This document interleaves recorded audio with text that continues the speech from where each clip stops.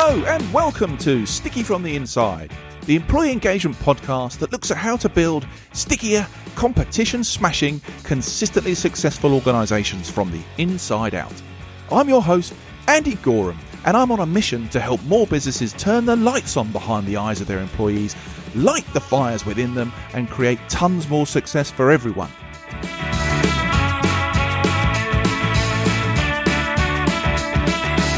This podcast is for all those who believe that's something worth going after and would like a little help and guidance in achieving that. Each episode, we dive into the topics that can help create what I call stickier businesses. The sort of businesses where people thrive and love to work, and where more customers stay with you and recommend you to others because they love what you do and why you do it. So, if you want to take the tricky out of being sticky, listen on. Okay then, so today the phrase brand purpose is synonymous with, I think, modern forward-thinking businesses and brands, and defines some, greater meaning to why that brand or company exists. Yet, many still struggle to define their purpose beyond the we make money. And that's not what purpose is, frankly. But then there's the added confusion of terms like purpose-driven and purposeful, and that agenda of doing good works and ethical support of causes. And now these all play and can play a huge role in the engagement with employees and, importantly, customers, and the culture of a company, and, of course, how that brand is seen to the outside world. But all those things can be interpreted slightly differently. Now, somewhere along the line, to me, it's all got a bit tangled up. And I think the result of that is that purpose, particularly brand purpose, is coming for quite a bit of stick. And some questions are being asked to its relevance and importance. But then to confuse that even further, purpose has been highlighted in a recent McKinsey report as the number one thing that the most successful companies are or are planning to focus on as we move forward, which to me sounds absolutely fantastic, but I'm not sure that cleans up any of the confusion and the role brands play in all of this. So thank goodness that today I have someone with me to help take a closer look at this issue, and I am absolutely confident we'll offer up some sound, practical advice on the best way forward for brands and brand purpose. Now, he's got years of experience in developing strong brands and helping them solve some of the most complex strategic problems. And he's now the joint owner of brand consultancy MIMO Brands, and he's a smashing guy to boot. Giles Thomas, how are you, my friend? I feel your intro set the bar very high. I'm not for good reason convinced I can live up to it. For good reason, Giles. But it's very nice to be here. Very nice to be here and to hear such wonderful words coming from your mouth. I'm flattered and honoured. How are you? I'm okay, my friend. I'm okay. I'm loving doing these things and getting to speak to guys like you and actually record conversations that I have with guys like you, because I have conversations with you and no one ever hears the genius that we spout. But now, through the gift of Zoom and the podcast, they get to hear that stuff. And we get to edit out all the rubbish that gets in the middle of it as well. So, you know. As we said, what could possibly go wrong? What could go wrong, my friend? So, look, we've known each other for a good while now. My listeners don't really have a clue who you are. Tell us, who is Giles Thomas? Who is MIMO? What are you up to? So I run a company called MIMO Brands, which is a specialist brand strategy consultancy. We help clients to solve their messier problems. We also do our best to get them to a place where they can exploit the commercial benefits of brands within organizations, because strong brands generate value for businesses and weak ones don't. Yeah. So we help them to strengthen the brands they have. I think that's interesting, because making money or profit, when you talk about the topic we're going to talk about today about purpose, sometimes people think that purpose is at the expense of profit. And that's rubbish, right? Because businesses, you want to make profit, because profit helps you continue to deliver the purpose, right? So you need to make it commercially viable. It needs to be connected to customers. And what we're talking about today is, well, what's that deeper meaning for a brand that helps, accentuate those connections, maximizes the opportunity to to grow customers and grow loyalty and generate decent profits. I mean, profits are not a dirty word. No, and I think historically it was always viewed as an either or. Yeah. You could either have a sustainable, environmental, purpose-driven brand, or you can make certainly short-term profits. And I think there are some excellent examples which have completely debunked that. Yeah. But having said that, I think there are plenty of examples where it hasn't gone well, which I think has led to some of the disparaging comments around the word purpose and those people who peddle it as a source of income. Yeah, to me, there's the element of fad and tick box that's come in, because I don't think people understand it properly. Possibly for some of the confusion, probably because it's the bright new shiny thing, or was, and marketers do love a shiny thing to kind of rally behind. But at the end of the day, I don't think it's necessarily been properly understood, and I don't think it's necessarily been properly executed. When I use the phrase brand purpose, what does that mean to you, Giles? It simply means your reason for existence. And you're right, it has been conflated with the environmental and sustainability and human rights agendas, which is all fine, but instead of it being a nice, clear description, it's become a bit of a mess. I think you're absolutely right. And it's confused also by, various other bits of language. I think probably just at the outset, before we start with what's gone wrong, maybe we should just sort of review what's good about them. It's such an important question, and it's such a popular question at the moment. And you've got a spectrum, as you rightly pointed out in your intro. You've got those that believe that capitalism itself will disintegrate if every last enterprise doesn't publicly state the fact that it's saving the world through selling more biscuits or whatever it might be.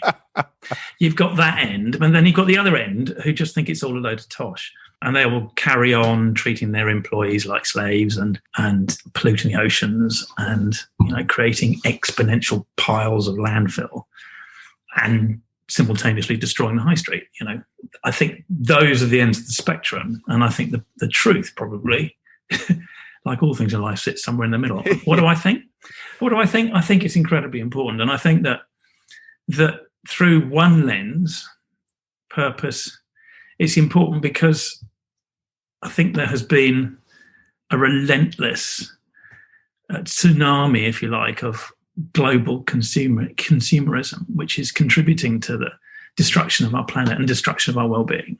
So if you talk about the environment, if you talk about social issues, if you talk about human rights issues, I think consumerism is an accelerant of those issues.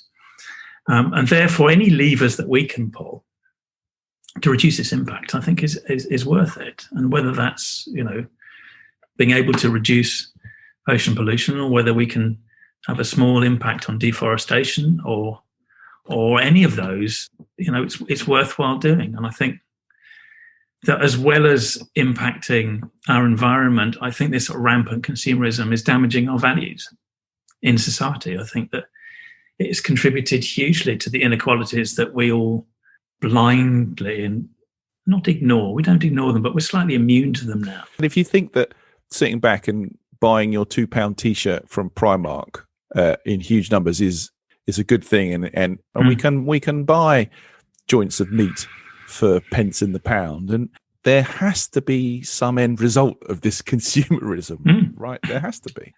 And the result is huge inequalities in wealth, huge inequalities in living standards, huge inequalities in health, and it also promotes greed, it promotes envy, and it promotes wastefulness, none of which are good things in my book. We should care about these things. We should care about the fact that our planet is under huge threat. We should care about the fact that we treat so many of our fellow population really, really badly. I mean, according to Oxfam, the world's richest 1%, the richest 1%, has more than twice as much wealth as 6.9 billion people. I mean, it's a horrible statistic. And that's people. And if you want to talk about the planet, a third of all food is wasted, but 1 in 9 go hungry around the world. I mean, these are horrible statistics. And businesses have a lot to do with that. Businesses are how so many people earn their money. So the inequality of wealth is a large part down to business. And the destruction of our planet is in large part down to business. So it's up to business to step forward and take responsibility to do something about it. So if that's what your purpose is, to save the planet and to look after people better, I think that's close enough a definition. But that's the relationship, I think. Cool. I mean, in terms of where we think it's gone wrong or why we think it's had a bad rap, to me, and I'm interested in your opinion here, there seems to be three main disconnects in my head. There's a disconnect of the message, and it's certainly not rooted in what a business does very often. There's a disconnect in the values of the business. They try and attach themselves to some lofty, worthy cause that has no connection to the business. And then failure to communicate the blend of message and value to consumers. And with my line of work, none of that is communicated or connected to the internal audience either. That's my premise on why I think this stuff's gone wrong and why it's got a bad rap. How do you see it? I don't disagree with that. The start point is that I think us business, and in particular that branding and marketing people, have some blame attached to us. Right. Because I think you're absolutely right. There's a messaging/language issue here. That's what we do. You know, we're here to help communicate between communities to achieve a change in behavior. And we haven't done that very well. And I think there's overconfidence because people have oversimplified it. And actually, it's really quite difficult and complex. And I think there's also efficacy. I think a lot of people have done it and they haven't seen any impact. And so therefore, it allows people to point the finger at us. So I think language is an interesting one because you'll rightly point out there's a problem with definition, but I think also it's encouraged untrained branding practitioners to talk even more nonsense than we have done before. I think, unfortunately, we have an unenviable reputation for dispensing impenetrable waffle when we want to, which at times, has hidden, it's been a smokescreen around incomplete thinking and a lack of discipline and rigor. And I think this is another example of that amongst those who are relatively inexperienced and untrained. One of the greatest compliments, you may have seen it on our website, actually, one of the greatest compliments I've ever been paid was by someone called Jens Hoffmer, who's currently CEO of Pizza Hut in Germany. And we presented to him some time ago on a board. And at the end of it, he stood up and said, "That was the most bullshit-free branding presentation I have ever seen." And I tell you, I wear that as a badge of pride. And I think that pointed out a number of problems we have with us as branding and marketing people. We don't always make it clear. We don't always make it simple and give it a nice new shiny thing like purpose. We've messed it up again. And I think, forgive me for using this as a reference point, I think this wild west of brand purpose is in partly attributable to the very venerable Simon Sinek and his famous Start With Why TED Talk, which, by the way, I think is great. I wouldn't knock it, but it's in my experience, it's triggered a sort of stampede of willing, newly emboldened but inexperienced branding people who they felt suddenly equipped to help their business and clients to sort of scale the Mount Everest of brand purpose and take it on and give them a simple solution, which in reality is really difficult to do if you want to have any impact on your business and you want to have any impact on the communities around you. So great presentation as it was, and we've all got a lot to learn from how Simon did it. But I think the confidence that it gave too many people actually worked against us. I think just picking up on that difficulty, I think, if you don't have one to start with, it's really difficult to do it retrospectively. Mm. Some big companies have done a terrific job of spending a lot of time in unpicking the DNA of their business and finding a purpose that works for everybody, works for the leadership, works for all colleagues and for the communities they work in and their customers. But it is tricky. And it's more than just employing a brand consultant for a day's workshop and doing a snazzy PowerPoint. You need a lot of people in the organization to go on the journey with you. And you need more at the top table, as I said, because you're going to engage everybody. I think that's true. I mean, that combination of leadership setting the North Star, but... We're at it again. Did you notice what you did there? Sorry. I just incorrigible. I cannot help myself. So North Star. The leadership I always felt this was very much part of the roles that I played, was to set that kind of division. But to your point, the involvement and collaboration of multiple, I'll use the word layers because I'm ill-equipped to use better vocabulary, multiple layers throughout the organization. And if you're really doing it properly, yes, suppliers, the community, customers, to try and find that unifying alignment, which is really hard. And you won't necessarily please everybody, but if you can marry up that stuff and actually have it rooted in what the business actually does and how it actually makes a contribution, then I think you've got something worthwhile, right? But without that involvement, it's just the whim or the folly of a leader. This can be done in a sort of as a veneer to an organisation. You know, just putting on some nice new clothes and they don't fit, and you look daft in them.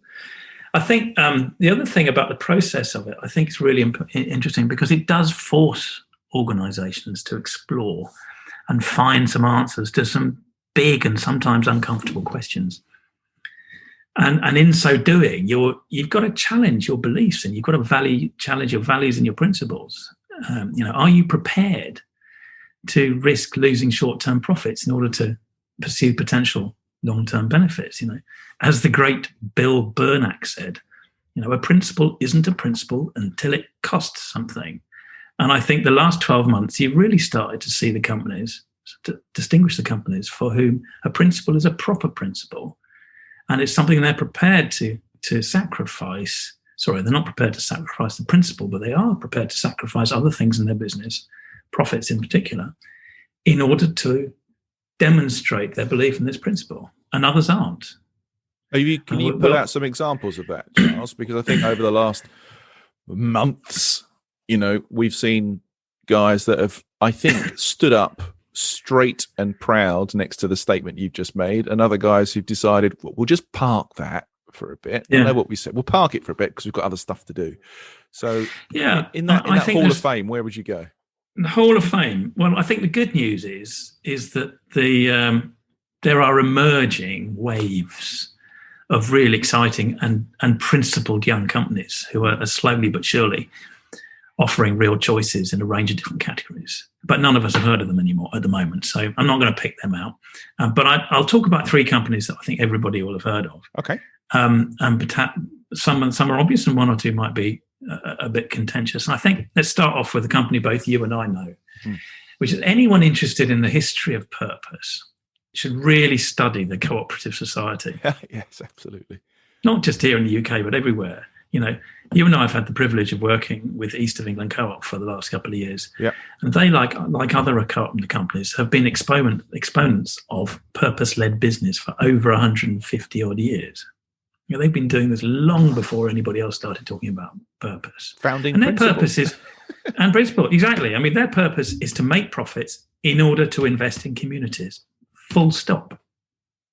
That's putting a really strong purpose right at the core of their decision-making process. And their business strategies are all designed to improve the well-being of communities, especially the disadvantaged in communities. They're highly principled. They're directed by co-op values, which, funnily enough, I was looking at them only this morning. They're much the same now as they were 150 years ago. And it's about equity. It's about democracy. It's about respect for people.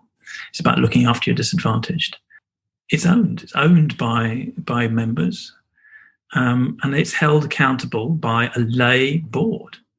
So I think structurally, they have been doing this before almost anyone else I can think of, and they continue to do it. They were very limited in their use of furlough. They put money and services back into the community. They've done a whole range of different things, but I think they're a shining beacon, along probably with other co-ops I haven't worked for.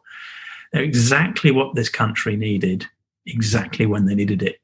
And I think they don't get the credit they deserve. Giles, I think they're a great case study, my friend. And that bit you talk about ownership and consistency, they're two massive enablers of having a purpose or strategy that actually works. And every single person we've spoken to in that organization would say the same things, would behave the same sort of way. So, great case study, mate. Second is a very different organisation and structured in a very different way. But my word, as it led thinking in the field. And of course, this company is Unilever. Ah. The way they have led the purpose agenda for, admittedly, only about 10 or 12 years, but that's sort of 8 or 10 years longer than most other people. At a time, as I said earlier on, when most businesses couldn't see a future in trying to align sustainability, for example, and business performance, it was always an either or. They made their intentions really clear back in 2010 when they launched the Sustainable Living Plan. And since then, they have discovered, and there's everyone else worth taking note, the more they have lent in on purpose, the faster they've grown. So if you look at the brands that have done best to the Unilever portfolio, the ones that have put purpose right in the middle and have shaped their products, shaped their distribution, shaped their content and messaging, shaped everything about the brands, are the ones that have grown fastest. And they've really, and to credit to Unilever, they really learned how to do it and do it at scale globally. I mean, the purpose is really simple. It's to make sustainable living commonplace. To make sustainable living commonplace. It's got very few words, but it's a very big thought.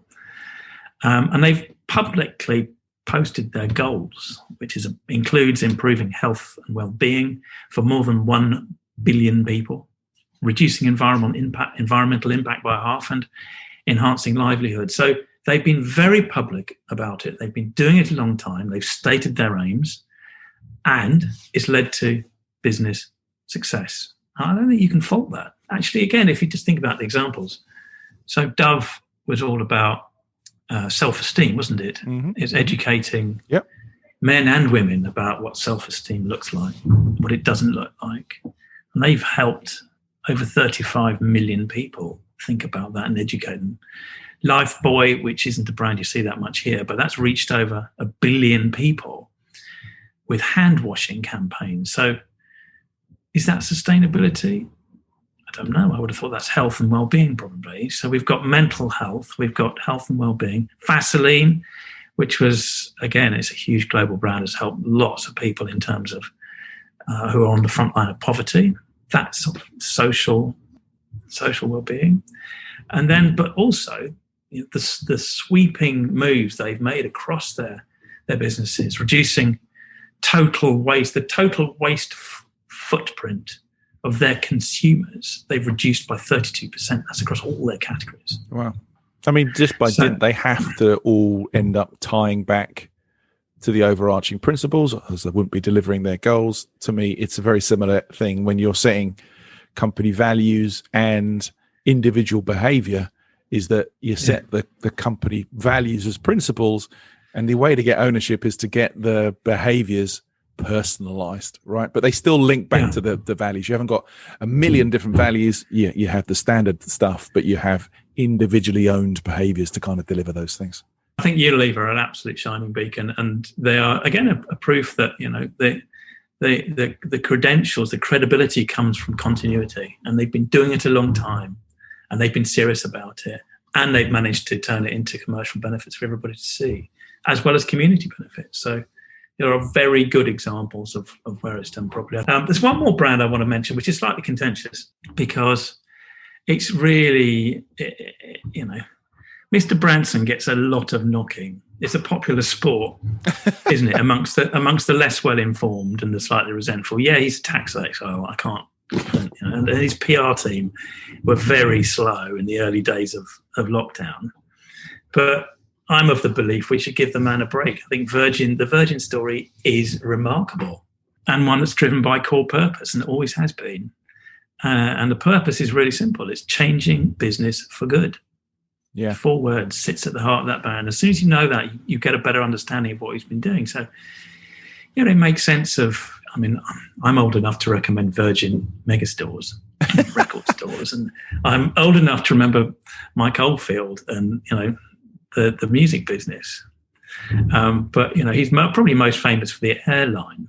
But people forget, he took on big, comfortable, sometimes monopolistic or duopolistic markets like airlines. He was one of, if not the original challenger brand, that expression that marketing people love to use, and it's very accurate. He put people and profit and the planet together at the heart of his business, rather than saying it's all about profit or it's all about people. And it's sat at the heart of their decision making ever since. I do think it's interesting because he does, to your point, he has the pot shots knocked at him. And you could argue, in one respect, depending how informed you are, as to be one of the brands that perhaps didn't live up to their billing during the last year or so. Because of some of the decisions and PR bits that were made at the start. So I think it's interesting that you're a backer, because there are just as many knockers who think, to your point about those guys who perhaps haven't stood by purpose quite as well. There's a fair number of people that would say Branson showed his true colours over the last year. And I don't know if that gets mixed up in the amount of wealth the man has. And therefore, if he asks for help for money, well, he's got loads. Just use it out your pocket, Richard. What's the problem? Well, yeah, that's why I use the word ill-informed. Yeah. People think that people who are very rich have lots of cash sitting around in a bank, which some do. But given the number of businesses that he has and the sectors that they're in, gyms, hospitality, airlines, cruises, they were the worst hit by lockdown. And I don't know the actual numbers, but I would suspect that 70% of his business or so were pretty much dried up overnight. And it doesn't really matter how rich you are. When that happens of a business of that scale, that is catastrophic. Mm. And people don't know that he had to sell, a chunk of his space business in order to put the money back into the businesses. He doesn't have 200 million quid sitting in a bank account. He has to sell a chunk of business to put it back into business so that people minimise the impact. That's what he did. Yeah. But no, that doesn't make a very good press story. So no, because he owns an island. So because he owns an island, and therefore, what does he care? He's rich, and all these people suffering. And actually, the workforce were wholly behind him. Mm. And there were some very disingenuous articles written about how miserable they were. They weren't. Most people who work at Virgin, a bit like Co-op, are fanatical about it. Not everybody, but most of them are. Are there better examples of poor behaviour that you would pull out in terms of purpose then? Well, I mean, you could argue that, the rape of the high street by Mike Ashley and the like isn't completely sustainable. I don't know what his brand purpose is apart from making money for Mike Ashley. And I don't wish to knock him because, he's a hugely successful businessman, but he does business in a way that perhaps I wouldn't want to work there. I'm quite sure he won't invite me to. I have a lot of time for Morrison's, but I thought they had a really clumsy lunge very early on in lockdown one when they very publicly changed their mission statement. And I can't remember from what to. It was like from colleagues to communities. And they now say, look, what we've done, we've changed our mission statement. It's like, please. There was a clumsy PR lunge that just made you look ridiculous. And again, I don't wish to knock Morrison's. They do a lot of fabulous things. They have a very, very interesting operating model.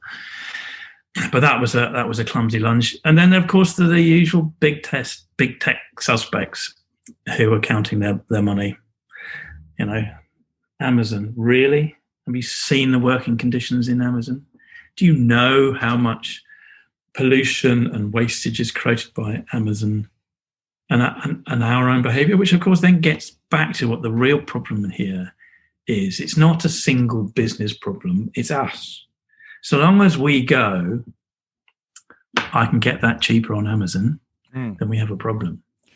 Which gets us back down to, it's quite a good DJ link that. Come on, segue away. I like what you did there. As to sort of where it's not done well, let's just think about why it's not done well. And then we talked a bit about language and the sort of waffle that marketing people use. But we also talked a bit about how difficult it is to do. But in reality, it doesn't always work. It often doesn't move the dial. It doesn't shift short or long-term communities. And the problem is this. It's whilst in many categories, people will say, yeah, I value the brand's purpose. I want to buy my milk from a brand that has positive purpose and impact on the community. When it gets to the point of purchase, there are more important drivers that come to bear often. So in the shop, those very same eco-conscious customers cease to prioritize saving the planet because they can save their pennies instead. And that is a core problem in this, in that it doesn't matter how much we talk about these things, customers have got to change behaviours, and we as marketing people have got to help customers change their behaviours. It's only a few months ago that commentators crowed about Boohoo. Oh, sweatshops. Yeah, the inhumane treatment of sweatshop workers. And, how young people, purpose-conscious young people, would turn away from the brand. And they lost a third of the value of the business, their share price, in one day. However, nothing changed. No. Nothing changed. In fact, Boohoo's reported sales growth of 45% in the next 6 months. So it turns out that a cheap top is worth more than the humane treatment of your fellow workers living on the breadline. And that's the problem. This is the gnarly thing. And then this is where the purpose and sustainability thing kind of crosses over and is important. So thinking about all of those things, the good guys, the bad guys, the misalignment and the confusion and all those sorts of things, where do you think the future lies for the role of brand purpose? I think this is a combination of thought and hope, because I'm naturally an optimist. I think plan B, which has always been a sort of, yes, wouldn't it be nice to do this if? Plan B will need to become plan A. I don't think we have a choice. I think businesses will need to take more responsibility. More businesses will need to take more responsibility for their impact on people and communities and the planet. It is happening. Yeah. It is happening. There's some fantastic examples, some of which we talked about today, but it needs to accelerate, and I think it will. And I think it will be business purpose as much as it will be brand purpose. Entire businesses have to have the purpose. Yeah, I believe that. And I think that it will cease to be a sort of marketing tool for differentiation. It will become a hygiene factor. You do it, otherwise nobody buys your products or services. Or indeed, through regulation, legislation, you won't be allowed to operate. I think we'll get there. I hope we'll get there. I think sharing economies will become more of the norm. They'll become accepted and more important. And to do that, we need to change behaviour. And I think changing behaviour is down to businesses as a whole, but to us brand and marketing people. Yeah, there's definitely a dual responsibility there, isn't there? Definitely a dual responsibility. It's not just a business thing, but business, they hold a lot of levers, many of which they use very successfully to adapt our behaviour. Businesses have to use those levers more responsibly, and we as users, customers, consumers need to be open to change, which is not natural human nature. It isn't. People don't like change. But how bad does it need to get? At the moment, there's a big say-do gap. Come back to that Boohoo example. I want to be responsible. We must look after the planet. Yes, I will buy that £3 dress. Thank you very much. Yeah.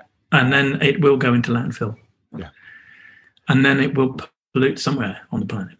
Okay. So that's where I think we'll get to. That's great. If we think that, there was a Bain & Co. report not too long ago that said 66% of consumers feel that brands who make some kind of public ethical statement are more trusted.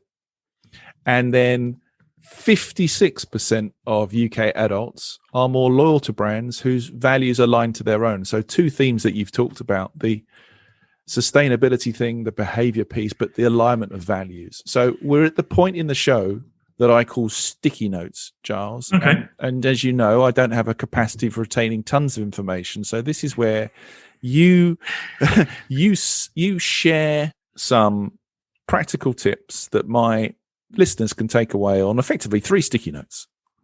If you're thinking about brand purpose, what are the 3 sticky notes that you would put up that would help businesses get to a better place?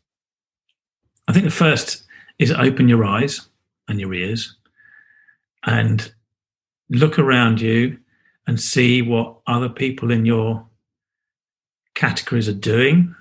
Second thing is be honest about what you do, how you do it, and why you do it. properly honest, ask those difficult questions that you perhaps have been avoiding. And thirdly, take responsibility. Step up.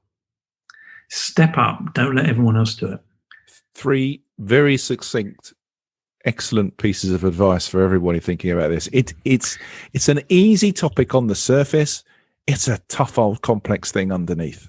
And I think that to me is the real issue behind making purpose something that really, really works for businesses, consumers, communities, is to take the time, get into the complexity, embrace the complexity, but seek out the unity. And if you can do that, I think you can have something that really works for people, profit, and yes, we'll put planet in there too. Giles, it's been an absolute pleasure talking to you today, my friend. Thank you for your sagely wisdom and advice, and some great examples there that you shared along the way. Really appreciate that. It's been a great pleasure. Okay, my friend, I'll see you soon. You take care. Thanks, Andy. If you'd like to find out more about Giles Thomas, MIMO Brands, and any of the things that we've talked about here, including the McKinsey and Bain report, please check out the show notes.